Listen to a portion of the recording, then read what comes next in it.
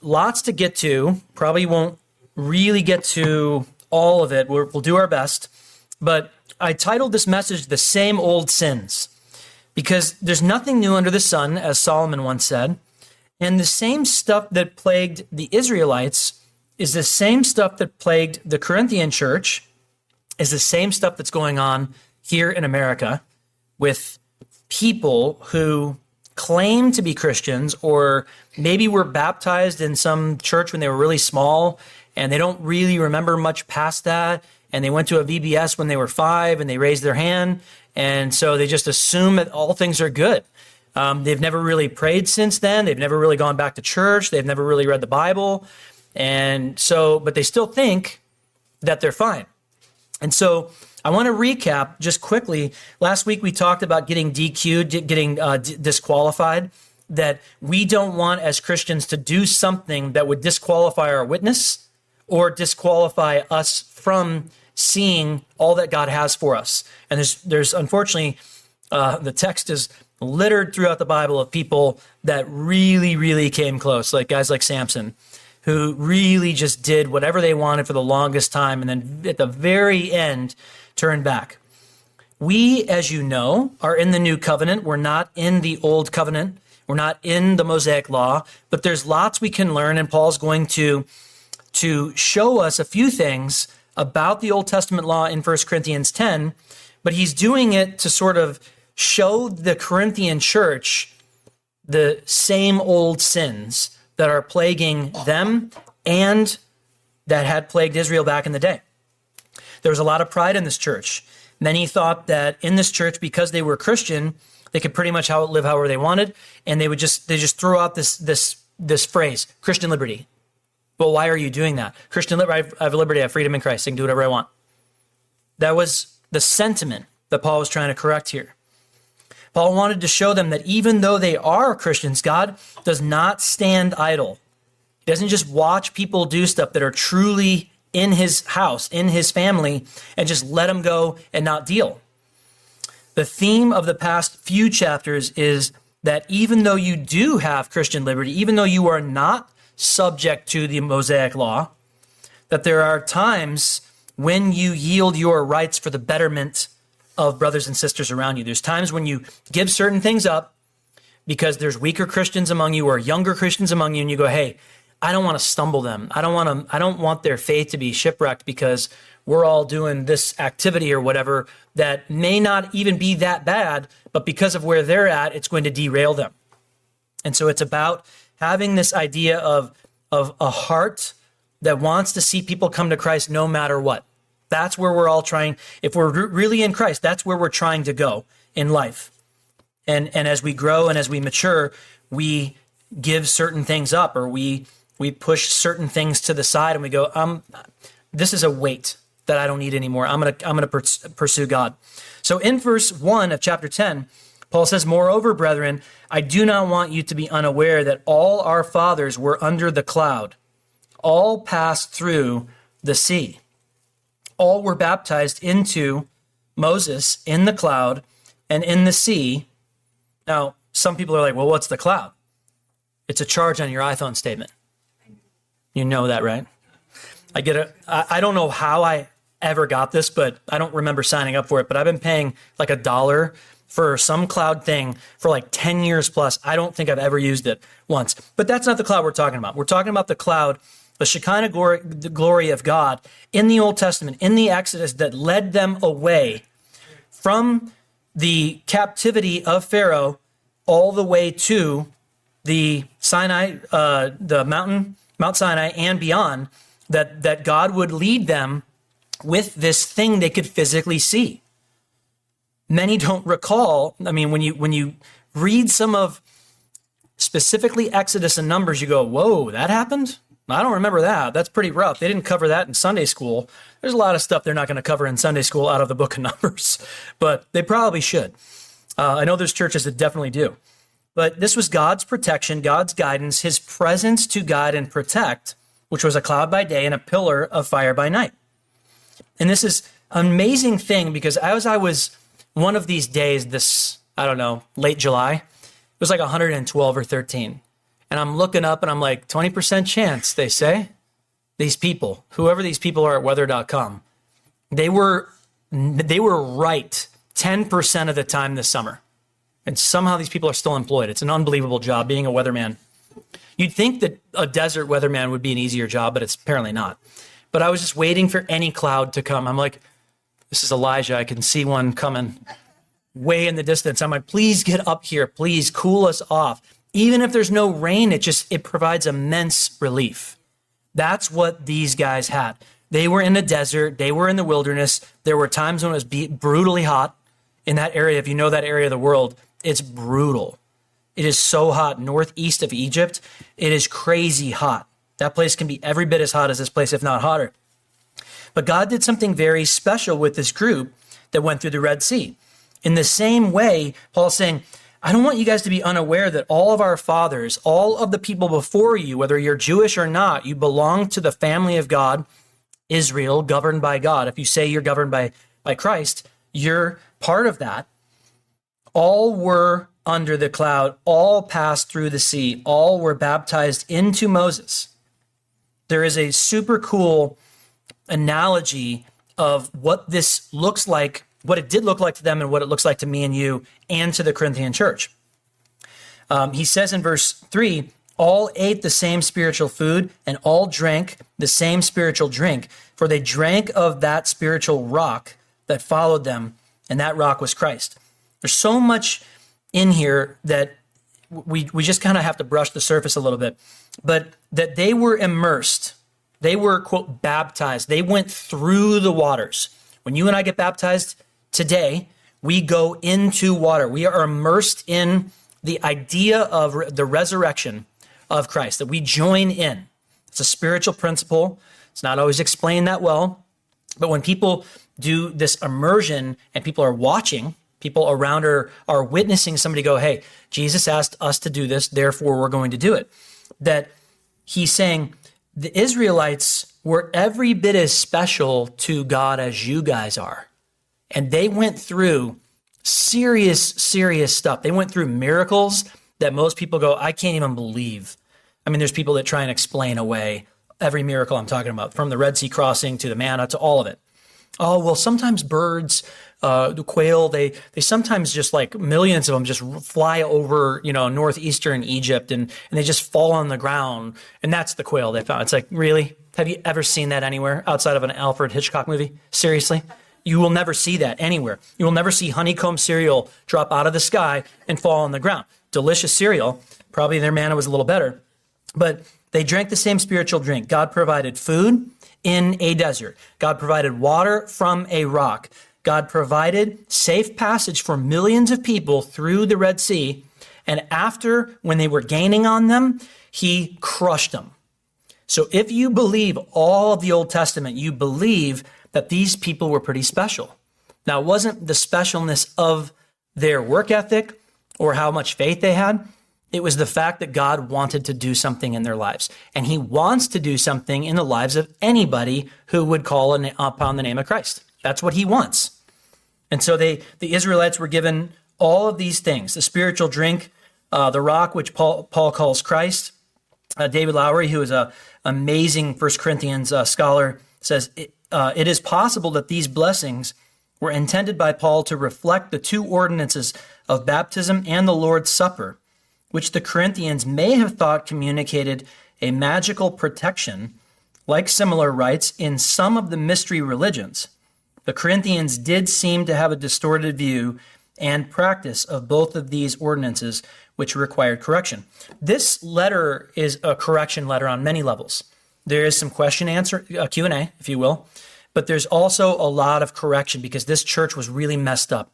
A lot of bad things were happening, but at the same time, this church had, and we'll get into that as we cover 1 Corinthians 11, this church had communion issues, what you and I would call communion issues, how they were using the Lord's Supper, what they were doing during it. There was so much mess at Paul. I mean, this is a long letter. If you guys read this letter, there's a lot to correct in this church. Can't just do it in 5 or 6 bullet points. So he's trying to show them through what they should know about and say, look, all these people have this and this and this, just like you guys do. Verse 6, now these things became our examples, to the intent that we should not lust after evil things as they also lusted. This is such a big deal. Verse 5. But with most of them, God was not well pleased, for their bodies were scattered in the wilderness. Verse 5 and 6 they're kind of scary because they go back to stories and numbers that a lot of us omit, or a lot of us don't spend a lot of time reading because they're brutal. They're truly scary things. But the privilege that they had as, well, we're the Israelites, so God will just let us do whatever we want. Guys, imagine you have just walked through the Red Sea after hundreds of years of captivity and being literally beaten. The slave drivers, Pharaoh's slave drivers, literally just sun up to sundown making bricks. Hundreds of years, Moses comes, displays God's power. You leave to go worship God, to go be set apart for God. All the things that the Exodus, the book talks about, that the Exodus became. And you have seen all these things. When Moses is up talking to God to go get the law for you, is it time now to melt all the rings and build a calf to start worshiping? I mean, honestly, like how many minutes has it been since Moses has not been here? You think about like how far can you be trusted? How many minutes until you're AWOL, when you're dropped into, freedom? They used to say sales guys, a lot of guys got in trouble on sales trips because they were just, I'm not talking about Christian guys, although probably some, but you talk about these trips that you go to, you fly to Atlanta or whatever, and you're put up at some nice hotel and you have to work 5 hours a day. And then the rest of it's just like, it's up to you, whatever you want to do. There's a lot of people that struggle with that kind of freedom. There's a lot of bad things that happen because there's no accountability, because there's nobody going, hey, like, where are you going tonight? What are you doing tonight? Well, what are you watching? Like all that stuff. These Israelites are together. They've just watched God, the 10 plagues. They've just watched God crush the Egyptians. And their first thought is, let's create an idol with the stuff we stole or were taken, the looting that happened on the way out of Egypt. God was not well pleased. Obviously, their bodies were scattered, that so many people died. And I don't have time to get into numbers. I think it's 25, 22. There's so many stories where God was like, I'm not going to put up with this. I have set you guys up for success, and this is how you thank me. And so he's like, guys, this is a little bit of what's going on in your church, just so you know. Verse 7, and do not become idolaters as were some of them. As it is written, the people sat down to eat and drink and rose up to play. Now, play is a really nice translation for English, okay? I'm just going to leave it right there. If you want to go study the Hebrew on that and the context, play is not like little kids playing. We'll just leave it there.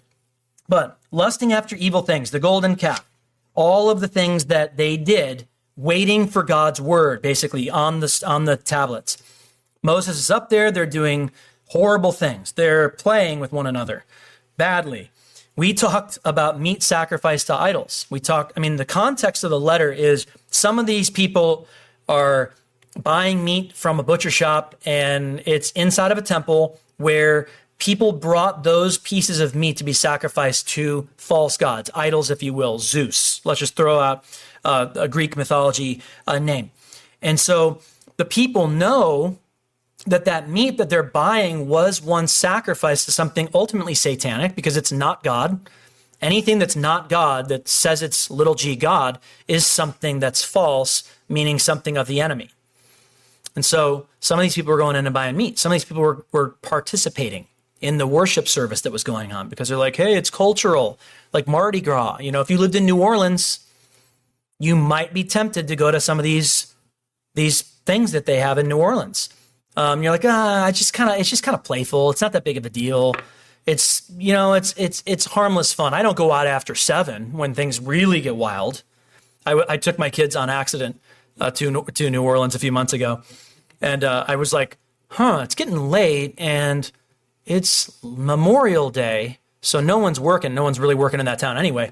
But it was just, I mean, it was starting to ramp up. You can just feel the things are getting wild. People are getting crazy. It was bad. They're out playing, if you will. But if you lived in a place like that, you might be tempted. Some brothers and sisters that struggle with gambling, Vegas is not the place to go live. It just isn't. Well, I'm going to work at Caesars. Really? Is that a good idea? I don't think so. Maybe you should go work at Calvary Chapel, Vegas, if you have to live there, because that would be a better place for you to be. He says, nor let us commit sexual immorality as some of them did. And in that day, 23,000 fell. That is in the book of Exodus. You read this reference in the verse before that, Exodus 32:6. If you want to read that story. But he's like, some of these Israelites were committing sexual immorality, and he's saying that out loud to be like, some of you guys are doing that too. Some of you guys are going into the temple and playing, and you shouldn't be. You shouldn't be there for a million reasons, but you definitely shouldn't be doing that stuff. I mean, when you say it out loud even in 2023, like in the 80s, this would be like, people would be like, oh, can't believe you said that. But nowadays, I mean, people say crazy stuff from pulpits all over America now, but you'd think you wouldn't have to say that, right? You'd think you wouldn't have to tell Christians, hey, we're going to go on a missions trip to Vegas. Please don't go to brothels. Yeah. To tell them, I mean, you'd think you wouldn't have to say that. I hope you would never have to say that. But he's saying that. So what does that tell you? He's also trying to put the, quote, fear of God in these people because they don't have enough. And sometimes I really think in our day, 2023, sometimes I think generically, the American Christian church doesn't have enough. Because God is not somebody to be toyed with, and he is definitely not somebody who is going to allow somebody to be like, well, I'm just going to mess around with God for the longest time, and I'll just calm the old man upstairs. No. God, nothing gets past him. Not one thought, not one word gets past him ever. So this letter is harsh, and it's part of the letter, and we're going to go through all the way to the end of this letter. But he says, nor let us tempt Christ, as some of them also tempted and were destroyed by serpents. In Numbers, I forget the reference, in Numbers where this happened, they were complaining against Moses, and they were saying things like, why did you take us out of Egypt to die here? After God had already shown them so much of his power. And that lack of faith needed to be punished. Guys, I understand that some of this is for 2023 audience because it goes out onto the internet. I understand that some of this is man, God is harsh. Let's not reference it so that secular people can read Numbers, because then they'll really be scared, or they'll say horrible things about the God of Israel. No, God doesn't need, he's no respecter of persons. There's nobody above God that he respects more than him. And there's nobody who scares God. Not even the media scares God, although it peer pressures many, many people in our day. But if you think that you're going to get away with this or this or this, or if you think that it's wow, that's really harsh, why would God allow those people? The text literally says that fiery, poisonous snakes killed tons of these people. And Moses appealed to God. Moses was the point of contact, like Christ is for you and I. So they would talk to Moses and be like, hey, tell God this. Because Moses was allowed that through the relationship he had with God. God chose him to talk to him during these times when they first came out until the priesthood. But in our day, the idea of we talk to Christ, we pray to God, but it's through Christ. It's because of Christ that you and I can have an open conversation with God. But we also have to respect who he is. We have to respect his position. We have to know God of the universe is not he's not like the jolly old man upstairs. Like Hulk Hogan used to, after he would win I loved WrestleMania in the 80s. Hulk Hogan, how did he have such a blonde mustache? I don't understand. Was there any dye involved? I don't know. Long blonde, thin hair, straw thin hair. He used to, after he would win, he'd be and then the announcers would be and he's thanking the man upstairs as he always does. I mean, if that's the only relationship that Hulk had with the Lord, I hope not. I mean, the Hulk he's still alive. I hope that's not, but it's sort of like this joke, like the God bless yous or the religious talk. It's like an appearance of some sort of submission to God without any kind of relationship with God. It doesn't toy with God. He's not like, oh man, at least they said God bless you a few times. That honored my name. It's not like that. It's literally like God is a just judge, like the most strong and powerful justice person that there is on this earth times a million and more. Nor let us tempt Christ as some of them tempted and were destroyed. Sometimes, and I don't say this I only say it because I see it in the scriptures. I don't say it because I know what happens behind the scenes spiritually in our day and age. But with a few, as they say, bad apples, with a few kind of rotten-hearted Israelites, don't you think that consensus and lots more people complaining, don't you think that sometimes that had an effect on the weaker brother in the Israelites? I'm going to tell you right now, I'm going to go out on a limb and say it did. That you've got literally 1 million plus people walking through the desert. And before 2 of them made it into the promised land, out of all of them, 2 of them. Moses didn't even make it.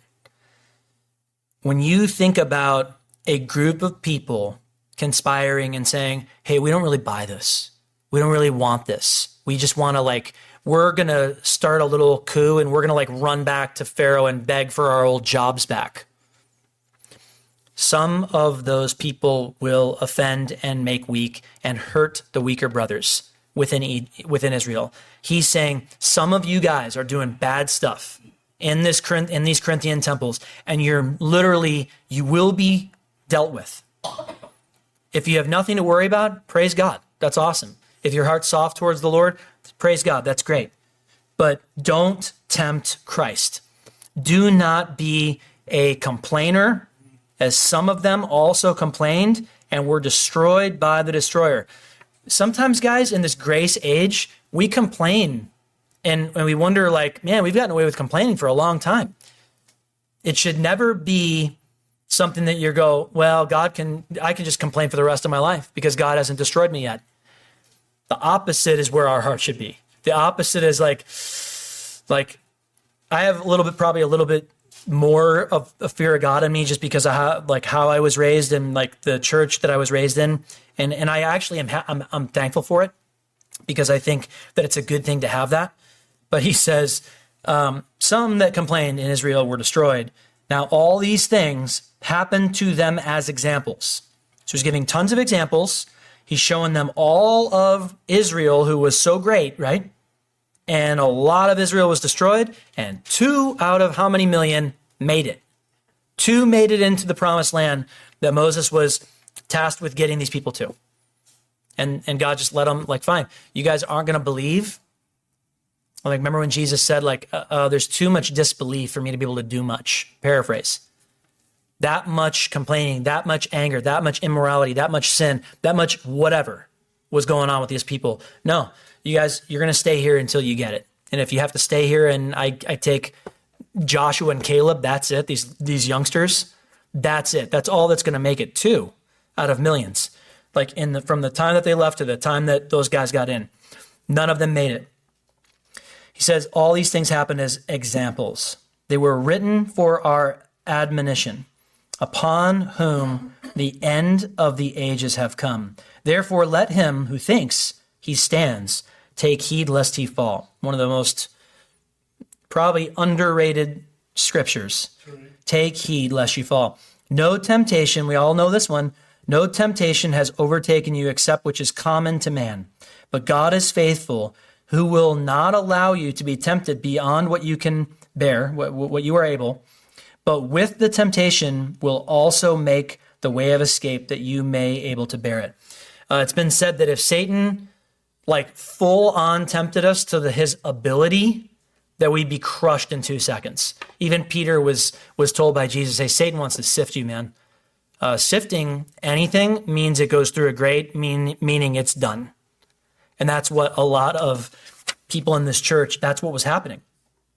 So when you think about, I think it was Numbers 25, just as a reference, the being destroyed because of the sexual immorality with the Moabites, doubting the plan of God, the fiery poisonous snakes, complaining and complaining to Moses because they weren't supposed to just like approach God in a not disrespectful way. But it's unbelievable to me that you have people enslaved for 400 years. God brings them out with miracles that you and I would be blown away if we saw something like that. And the first thing they do is complain. They complain about food. They complain about water. They complain about how many times, why did you bring us out here? But I used to think that I would be different. I used to think I would never do what Peter did. I used to think I would never have complained about this. And it's like, then again, I complain a whole lot about how hot this desert is in the summer. And I have a house with air conditioning with 4 walls. So I'm gonna retract my statement on that one. But when you see all of these miracles, when you see what Jesus did for the masses, and people did not instantly humble themselves and go, no matter what it costs, I'm going to follow you.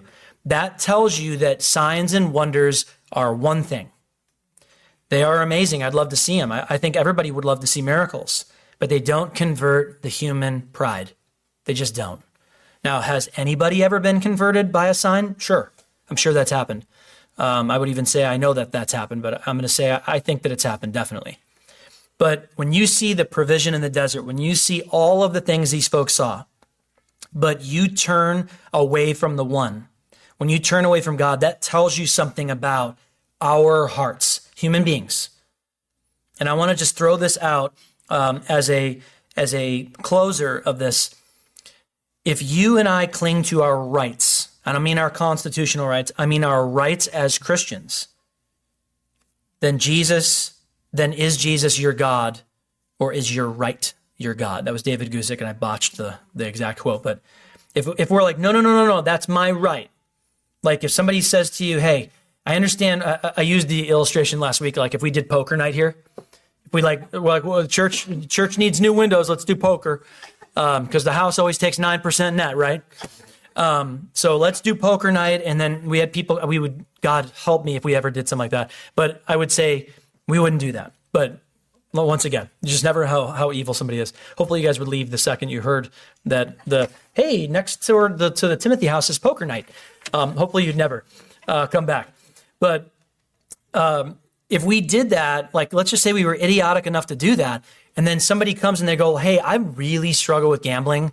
I don't even have a cell phone anymore because I've bankrupted my family with NFL online gambling, since it's literally as easy as can be. Hey, spend $5. We'll give you $200. It's like, why don't you just shoot my arm up? Seriously. But truthfully, I mean, it's almost that bad. If we did something like that as a church, like, number one, the person who does that, like, where's the fear? Where's like, God will provide. Where's the fear? Because you're doing stuff that literally, I promise you, will stumble somebody in the church. And if because of that, they walk away from Christ, that's on me. And the scriptures are clear about that. But if your friend that you're witnessing to says, hey, I don't want to go to that place, or I don't want to do whatever that is because I have a kind of an issue with that. Then if we go, well, you're just a weak brother. If that's our response, then the rights are above Jesus. The rights are above God. A couple things in closing. We need to heed the warning. That verse, heed the warning, verse 13, because only God knows the heart. But we have a problem with America in general, maybe Corinth, maybe the Israelites.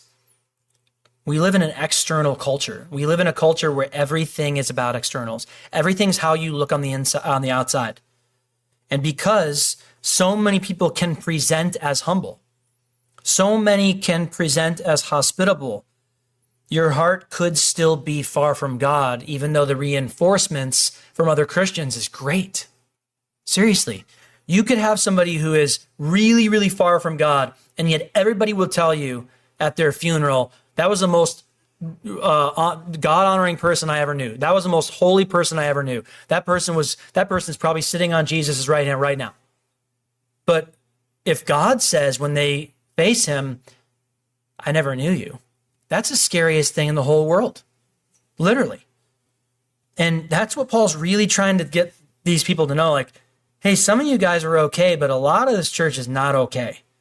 And you need to heed the warning, because God deals with people because of what he sees, not because of what your best friend sees or the elder board or whoever. The church thinks you're the greatest thing in the world and you're always having pool parties and paying for the food and you're just so great.